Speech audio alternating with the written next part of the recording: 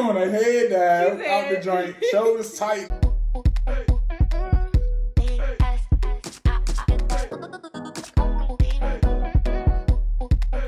Hey y'all, welcome back to my channel. First things first, go ahead and like, comment, and subscribe if you haven't already. And for all my returning subscribers, hey y'all. Gang, So, you see some familiar faces, except for one. She in the back. we're gonna do a little ramen noodle mukbang. How do y'all make y'all ramen? Comment down below. But yeah, so pretty much we're gonna start from the top, talk about our birth story. It was my birth, but you were a big part of it. He was my birthing partner, that's what they call him. Basically what happened was, I was just doing my thing, like just chilling for real. And I like passed gas or whatever. If y'all know me, y'all know I'm very gassy. I passed gas, and when I passed gas, like this gush of like, it was just like a gush just came out into my pants. And I went into the bathroom and it had like blood in it. And it was just like, I was just like, oh my gosh. Like, Showtime. what is this? Oh my gosh. So I called the doctor. That's what your OBGYN will tell you, like if you are experiencing leakage of any kind, like call the line or whatever, and there's a line that you call. So I called, and basically the doctor was like, just wait a couple hours and see if like your leaking is continuous. And if it is, just come to labor and delivery. So, mind you, we have a birth vlog, so y'all can see all this. So y'all gotta tune in to that, like everything live in action. Cause it wasn't terrible, like it wasn't a bad experience. It wasn't like dramatic. The movies make it seem like it's like, oh my god, my water broke. Now your water on. I mean, it does. Some people leak more than others, but it's like it's not like frantic. So we go to labor and delivery, and then there's a triage in labor and delivery. So we were in the triage from 3:33 to like 8 o'clock. Like we stay in triage for a long time because basically they have to come in, they have to make sure your water broke, they have to like test it, they have to like, your doctor has to come in and everything like that. And at this point, I'm not having any contractions. Like I don't feel any contractions. I just have like slight cramps in my back. Mm-hmm. But they're so like, it was cool. It was cool. Like you wouldn't even know I was having it.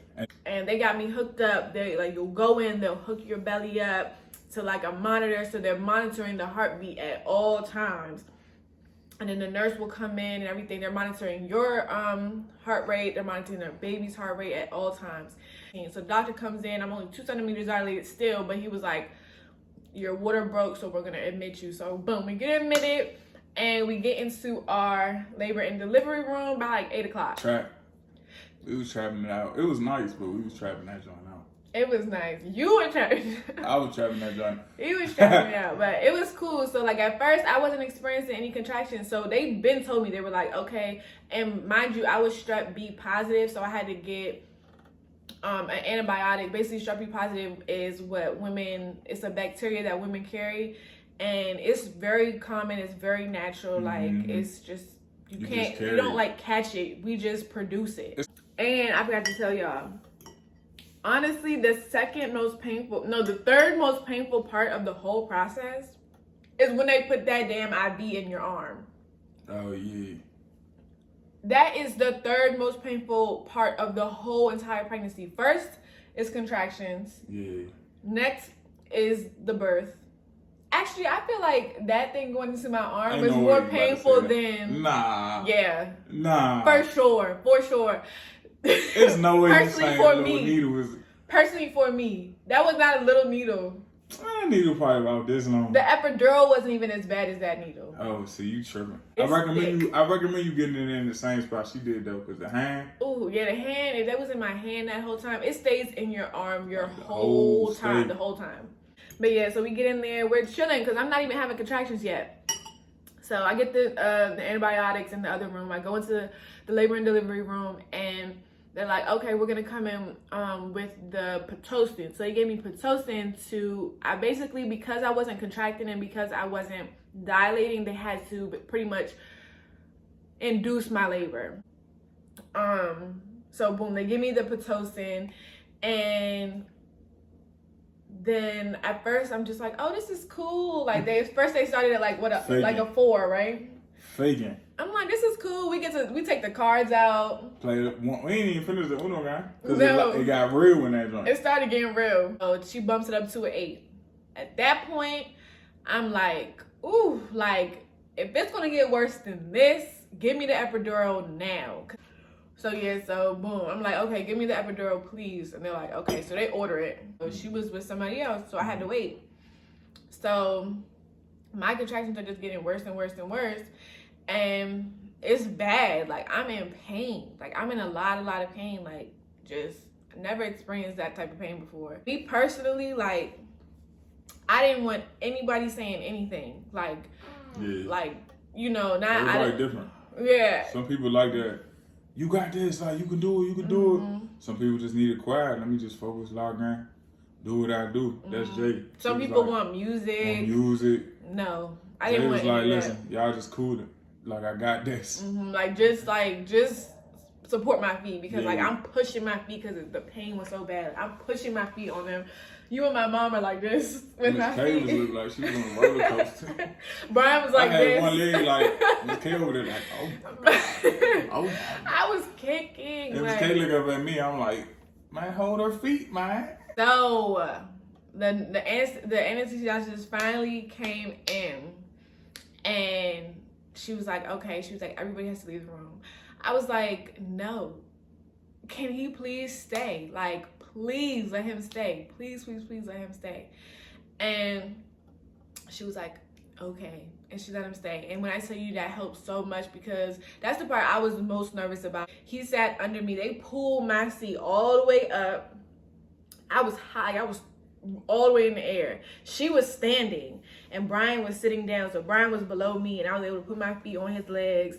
And she tells you like bend over and you know, she gives you the instructions and then she goes ahead and what I did was I didn't even look at the needle. I didn't look at anything. Like I didn't look at it at all. I just closed my eyes. Brian was right there. He was just being very supportive and I just did what she said. And honestly, it didn't hurt. Like it honestly didn't hurt me. Like it feels like a pinch, yeah, but it honestly didn't hurt me. I think because I was just so relaxed.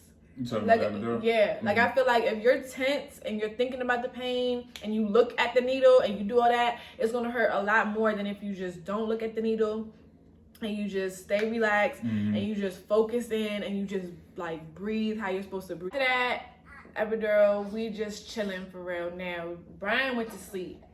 And Brian went to sleep and my mom went to sleep for real. And I had to get a booster of the epidural 3 times because the contractions just kept coming back. Like, and they give you this button that you have to push, but they tell you you can't push it but so many times.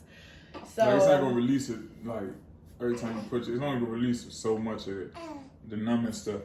Right. You can press it 20 times and only gonna release like 0.2 or something. Yeah, that's how ours work. Now, don't like do what your hospital and your doctor say. Like, but that's just my experience. Being that joint now for 3 days. They only said it works. Right. I watched this video and we are not professionals. Right. We are not nurses. We are not This is doctors. our experience. Our experience.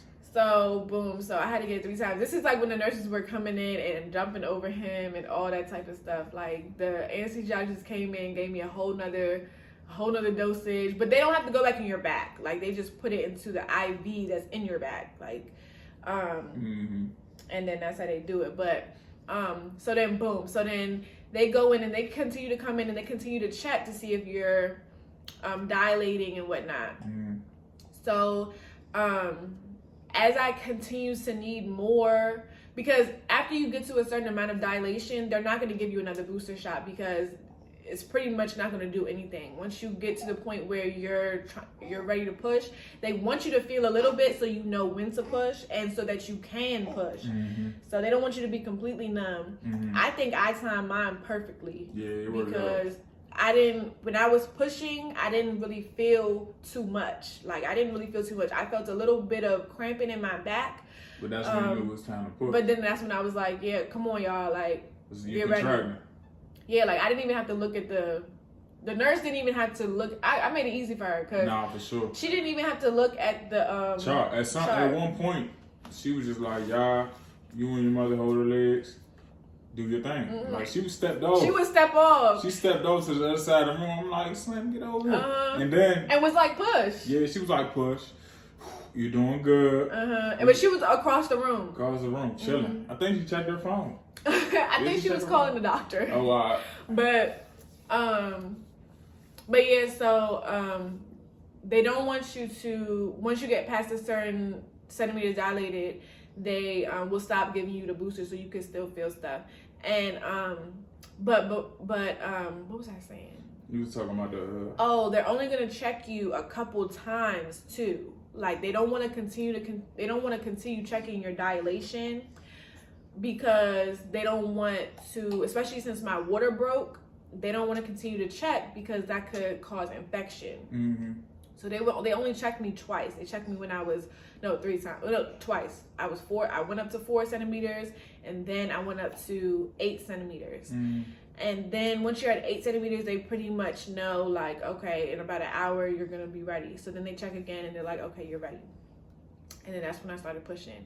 And honestly, the pushing was not the worst part at all. The pushing, that was probably the easiest part. It took a minute though. Yeah. Like the time frame. What was it? You was pushing for a good hour. 2 hours. 2 hours. 2 hours.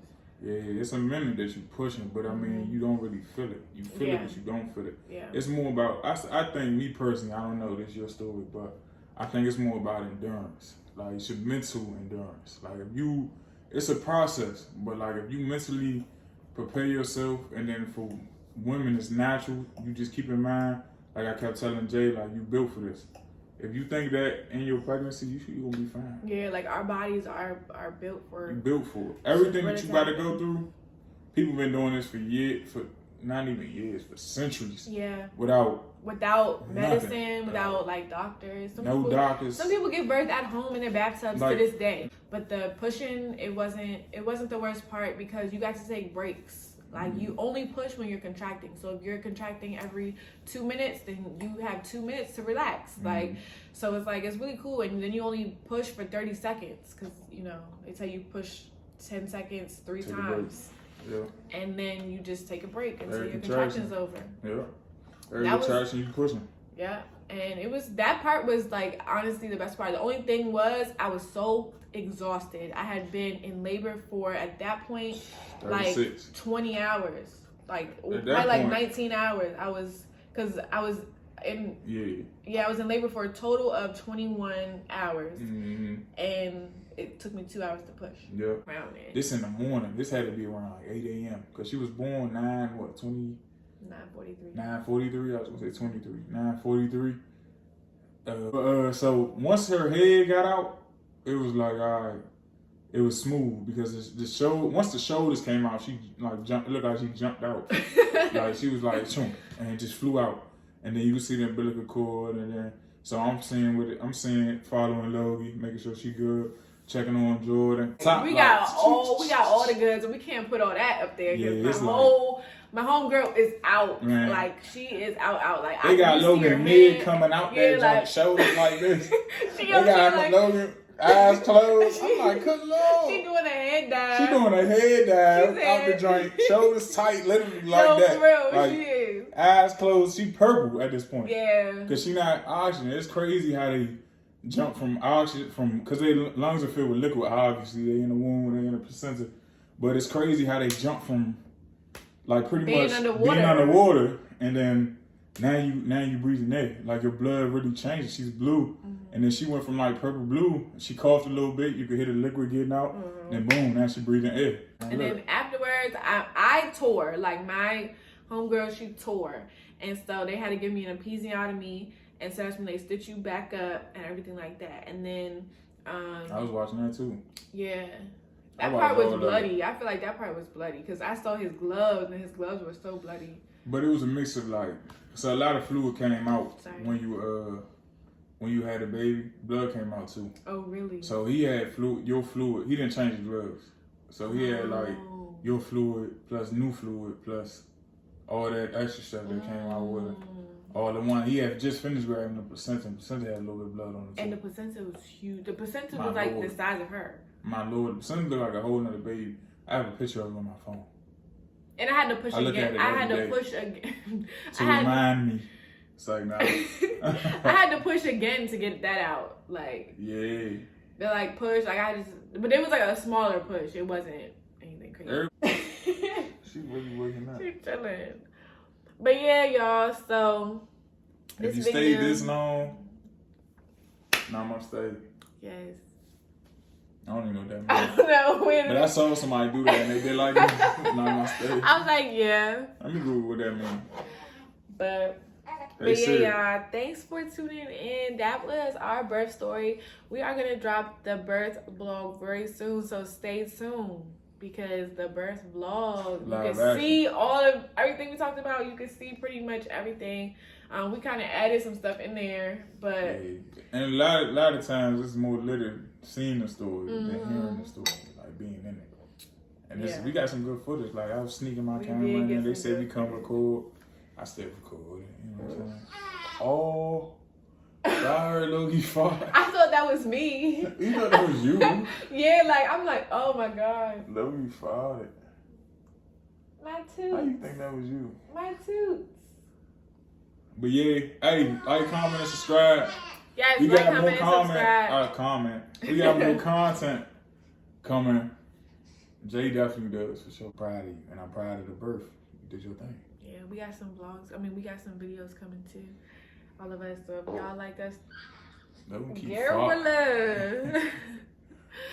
But yeah, so y'all gonna see a lot more of our faces. Yeah, we back. We back. You So know. check out my channel too. I haven't posted anything, but I'm slowly getting back on my weight loss game. I got some surprises. He's doing so good. Yeah, he's lost almost 40 pounds. In probably like 2 months. Yeah. Yeah. So y'all just stay tuned, and yeah, we'll see y'all. It's JB's word. It's JB's word. It's JB's word. It's JB's word. That's my dog.